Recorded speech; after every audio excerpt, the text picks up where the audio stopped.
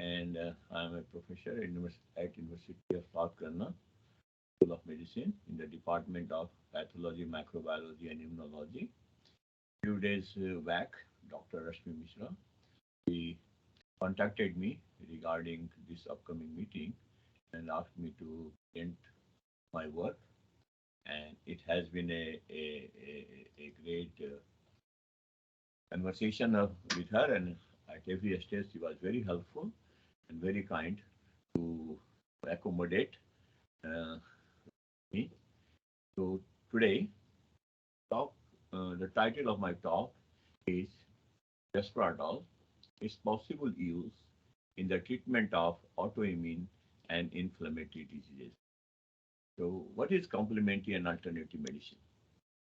National Center for Complementary and Alternative Medicine, short NCAM, defines CAM as a group of diverse medical and healthcare systems, practices, and products that are not presently considered to be part of conventional or modern medicine.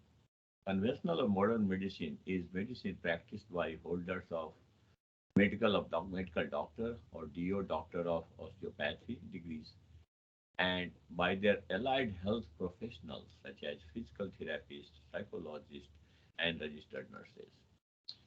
What are the major types of complementary and alternative medicine? NCAM groups COM practices into four types: whole medical systems, mind body medicine, biologically based practices, and manipulative and body practice. So, CAM in practice in traditional Indian Ayurvedic medicine is very widely used in almost every Indian home. And one example is actually neem. It's Azadirachta reducta indica, used as pesticides, insecticides, and antimicrobial. At least 10 active ingredients have been identified in neem. And you can see the right side, all different products being sold in the market, which are all the products of neem.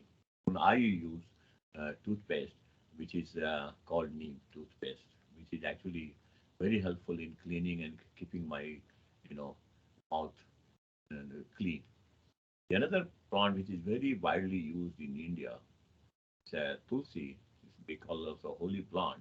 Almost every household you will see this plant present.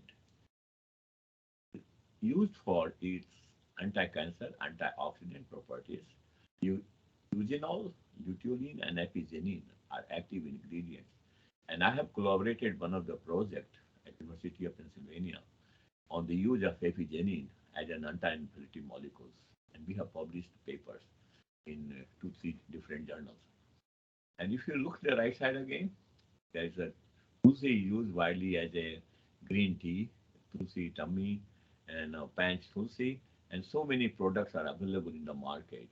It's actually widely used by the people. And third, which is important and ingredient in the traditional Indian medicine is actually turmeric, which is almost we eat used every day, widely used as curry powder. It's anti-cancer, anti-inflammatory, and antioxidant properties.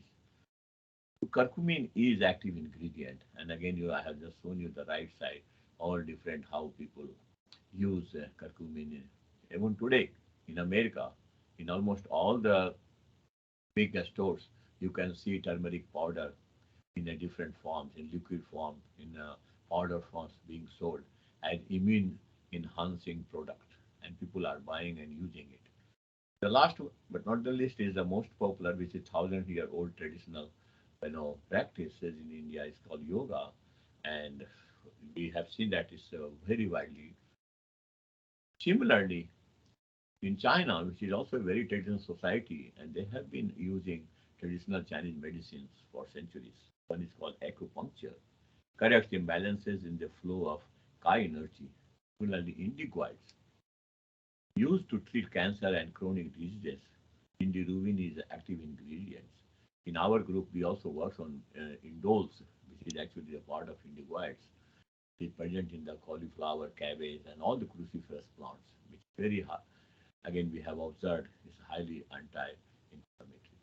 Third one is the ginseng root, used to treat cancer and inflammatory diseases. And here in the right side, all different products being sold in China, which are all traditional medicine. So, what is inflammation and diseases?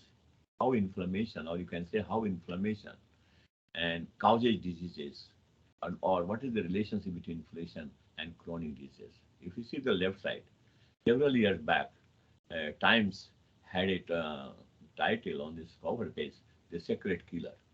The surprising link between inflammation and heart attacks, cancer, Alzheimer's, and other diseases. And so long-term low-grade inflammation has been identified as a risk factor for various chronic disease development. If you see the right side, the chart shows you the center chronic inflammations, and because of that, there are around seven different aspects of the various diseases, which is actually described. So the main topic that the title was resveratrol and its use in the treatment of chronic diseases, like autoimmune disease and inflammatory disease. So resveratrol, it is a plant-derived natural compound found in red grapes, mulberries, and many other plants. It belongs to phytoalexin group, a class of antibiotic compounds involved in plants defense. Essential component of Kojokan and Oriental medicine used to treat diseases of the blood vessels, heart, and liver. It is highly antioxidant, anti-cancer, and anti-inflammatory. So here, just to show you that the structure of resveratrol and its isoforms, which is commercially available. So it is actually in two different forms. The left is actually showing cis, and the right is trans isomer, and these are all the products that are being sold in the market in the any health stores. It is highly present in the red grapes, and that is how it was discovered. And as you see here, it's red wines and bottles, and this is just the list of actually what the amount it is present. So if you go by the amount present in red wine, for that you have to minimum 400 to 50 gram or 500 milligram. You have to drink no, maybe 50 liters of red wines. But today, you know, we can get a capsule which contains around 450 milligram of resveratrol, and it is recommended for human use without any toxicity or any side effects. So first, actually, we wanted to test its anti-inflammatory property, and so we performed in vitro assays where we used the T cells from mouse and cultured in the presence of various concentration. And as you see here, the vehicle is actually in which the resveratrol was dissolved, it is DMSO. And as you see, increase in the resveratrol amount, there is a more apoptosis in T cells.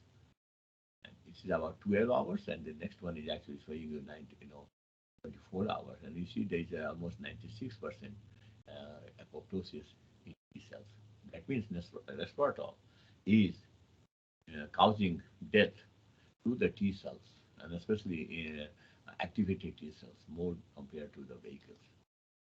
Here, just to show you that resveratrol regulates phosphorylation expression in T cells.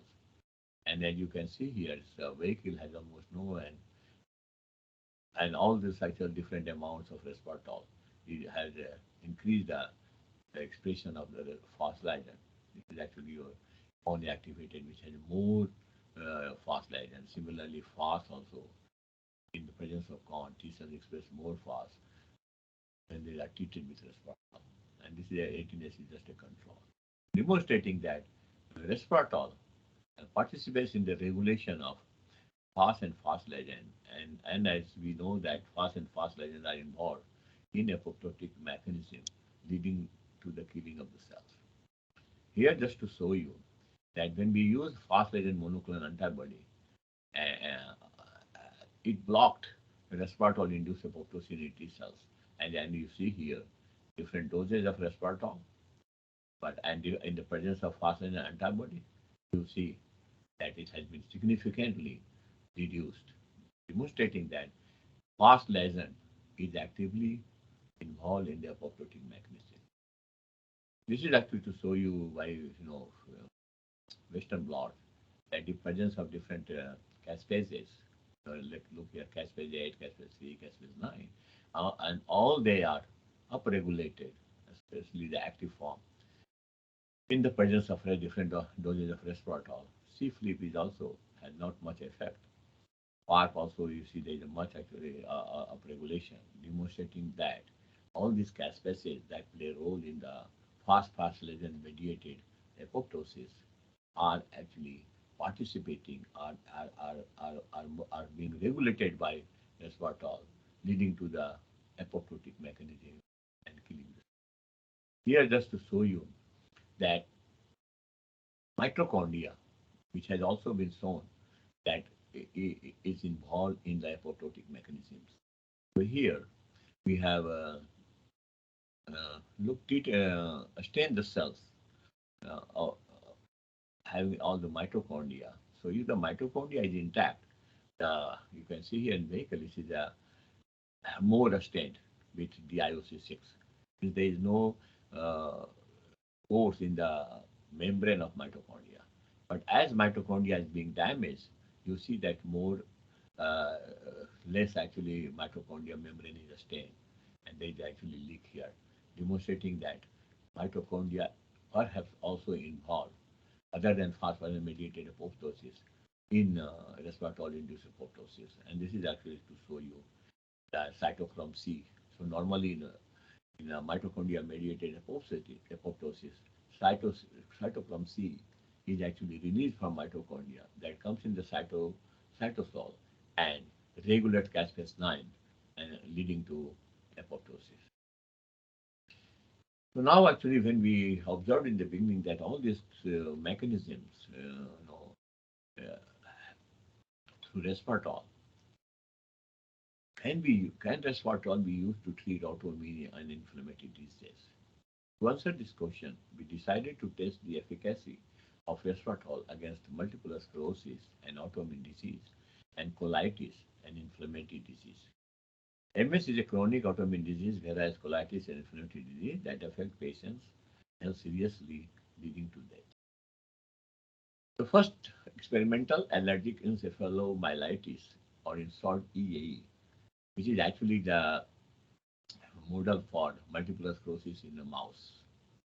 Multiple sclerosis is an autoimmune disease that affects almost 500,000 people in the US. It is an inflammatory demyelinating disease of the central nervous system. Results from inflammation caused by Th17 and Th1 cells against myelin. So as you see here in the cartoon, the nucleated cell bodies, there's a neurons, myelin sheath, and then in the Th17 and Th1 inflammatory cells, they damage this myelin sheath, leading to exposure of the neuron, and that neuron actually causes pain and actually paralytic symptoms in the patients. So how we actually develop EAE in mouse? So to that actually we use 150 microgram myelin oligodendrocyte glycoprotein, short MOG, which is actually 35 to 55 peptides, emulsified in complete Flint's adjuvant containing 4 milligram per milliliter killed Mycobacterium tuberculosis and injected subcutaneously on both flanks of the, as you see here in the how it is actually being injected subcutaneously. After immunization, we use 200 to 4 nanogram of pertussis toxin injected to a very IP into mice on day 0 and day 2, just to enhance the process of inflammation. And then from second, we treat mice either with 100 milligram per kilogram body weight or 200 milligram per kilogram body weight by oral gavage. So here actually just to show that the disease as a scoring of the disease post resveratrol treatment or in the presence of the vehicle. And if you see here, these are the different parameters of scoring the symptoms of the EAE in mouse model. And this is the graph that actually in the left side is showing you that control mice that was treated with the mock and vehicle has a higher score, as much as almost 4, At this score, mice are basically complete paralyzed, and they are so weak they cannot even walk. Whereas when it was treated with aspartol, 100 milligram per kilogram, and you see the symptoms are very mild, and it is in between 1 to 2 clinical score, which means the mouse can still have a good flexibility and can walk. That's demonstrating that resveratrol definitely significantly reduces the EAE symptoms in mice. This is again another to show you that we use just another 250 milligram per kilogram, and again we see the same effect as we see in the A panel A, demonstrating that resveratrol definitely affects the disease development and helps mice to to to counter the inflammation. This is just to show you the histopathology of the brain. And if you see here control, you'll see lots of inflammatory cells. No, not actually in control mice, which is actually no inflammation. Whereas here in inflammation treated with vehicle, and you see that lots of these immune cells is present in the brain.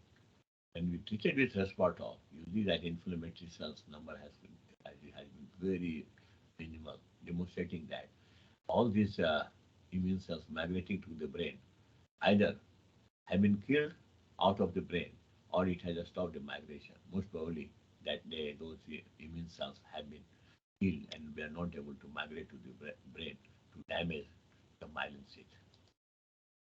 We use another model which is called proteolipid protein PLP 139 151, which is actually have a disease called remission, relapse, and second remission. It's like a human. And here you see there's left panel all these mice treated with vehicles, and you can see that how badly their scores are. And here this on day 14 and day 22, you see that how mice are. And with 20 again they are a little recovering. So that is how it happens when it's mice actually remission, relapse, and then again remission.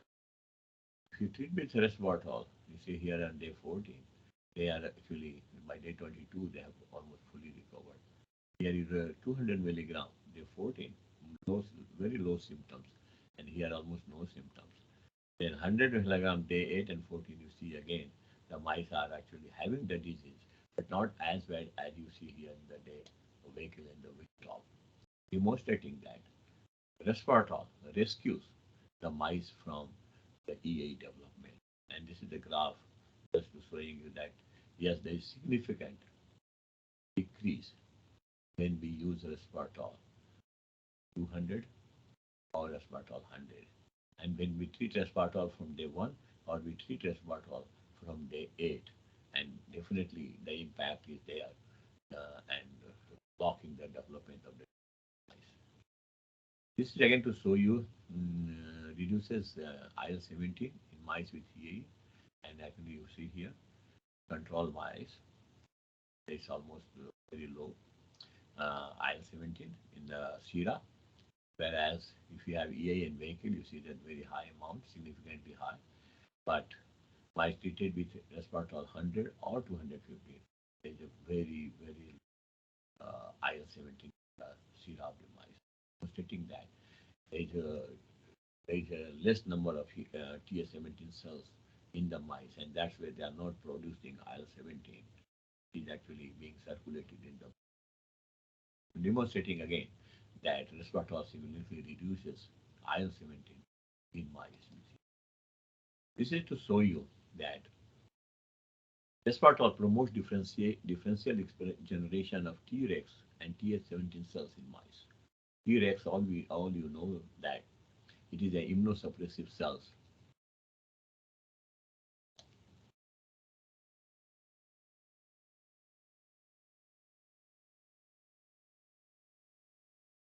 So Tregs are immunosuppressive cells.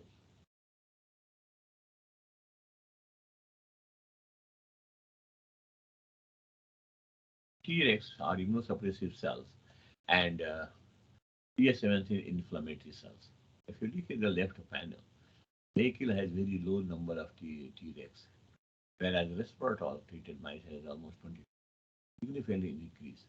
Similarly, in either of the treatment, resveratrol produces more Tregs, which are immunosuppressive, whereas TS70 cells you see more in the vehicle, very reduced in the respiratory cell, demonstrating that resveratrol definitely suppresses the generation of TS17 cells and simultaneously promotes the generation of T regulatory cells, which are immunosuppressive, and thus possibly reduces the EAE development in. We also looked another cells which is called myeloid-derived suppressor cells. And these myeloid-derived suppressor cells are also immunosuppressive in functions. They are temporarily generated cells which actually uh, try to defense mechanism of the body. So here actually if you look carefully, the mice with EAE treated with vehicle, there is only 5.9% MDSs, whereas when treated with aspartol and day 1 or day 8 is almost 14.9%, significantly increased MDSs in mice. Similarly, if you do the day 15, again there is a significantly increased MDSs in mice. And on day 22, again there is a significant increase, demonstrating that resveratrol also not only upregulates immunosuppressive Tregs, but also it promotes generation of MDSCs, and perhaps together these two immunosuppressive cells population can significantly downregulate EA development in mice. So in conclusion of this part is resveratrol delays the development and so slows the progression of MOG and PLP induced EA in mice. Resveratrol kills activated T cells through extrinsic fast ligand and intrinsic mitochondria associated pathway. Resveratrol differentially regulates generation of Tregs and TS70 cells in mice with AE. Resveratrol also promotes generation of MDSCs that may play a role in AE suppression in mice. So the second part, I also use resveratrol to treat inflammatory bowel disease, also called IBD or colitis in mice. Inflammatory bowel disease or IBD is an inflammatory chronic disease and consists of two forms, ulcerative colitis and Crohn's disease. Chronic inflammatory conditions of IBD are associated with a high risk of colon cancer. Conventional treatment of colitis can reduce periods of active disease and help to maintain remission, but these treatments often bring marginal results. Patients become refractory and there are side effects also. So here actually, how we generate colitis in mice and treat with resveratrol. We use 3% dextrose sulfate sodium DSS in drinking water, and it has a 3-week cycle. So first, DSS was given over 2.5 cycles, where each cycle in the DSS group consists of 3% DSS in drinking water for 7 days, followed by a 7 days interval with normal drinking water. And we treat resveratrol with 10, 50, and 100 milligram per gram body weight by oral gavage. And inflammation was graded by extent, focal, fecal, or multifocal, diffuse, or extensive areas, depth and penetration of inflammation, lamina propria, submucosa, muscular propria, and subserosa, and a value of 0 to 4, where 0 is not observed and 4 is severe inflammation. So this is actually how we, grade. If you see in the left panel, this is a change in the body weight. So mice that has been treated with vehicle, so you see here, this is actually a vehicle. And if you see resveratrol, there's not much loss. If you say vehicle only, it's resveratrol only. They now have DSS plus vehicle. And if you see DSS plus vehicle, you see it's a mouse body weight is significantly reduced. And DSS treated with 10 milligram, 50 milligram, 100 milligram, and issue 100 milligram has almost here, almost there is no body loss. It is as good as like treated with resveratrol or vehicle. This is actually to show you the presence of SAA concentration, and again it is highly reduced, which is an inflammatory marker. And the same thing you can see here in the another parallel. And this is actually to show you the colon. Control has a lot longer colon. Resveratrol also has a similar, but treated with vehicle, the colon is shortened. Treated with 10 is also shortened, but with resveratrol and 50 and 100, you see the colon is actually size increases, demonstrating that resveratrol at higher dose, especially 50 milligram per kilogram and 100 milligram, is highly effective and protects colon from the damage by the DES or inflammation. This is actually to show you the again the colon histopathology, and you can see here the control is nicely intact, rely. Whereas here you can see resveratrol also similar to control, not much change. But you see the DSS and vehicle, there are lots of inflammatory cells here, and you look. But DSS resveratrol, you see almost no inflammatory cells in the colon area, demonstrating that resveratrol has protected the colon damage from the inflammatory cells and actually protected the development of colitis in mice. Here actually again we looked actually different cytokines, especially inflammatory cytokines, and you see the presence of resveratrol, it has been suppressed.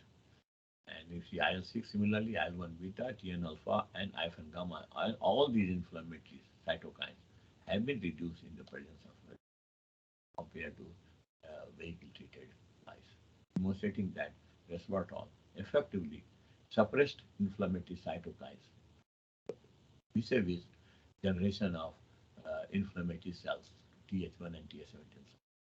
We also looked actually, the CD4 T cells count in a spleen, and you can see there is a significant,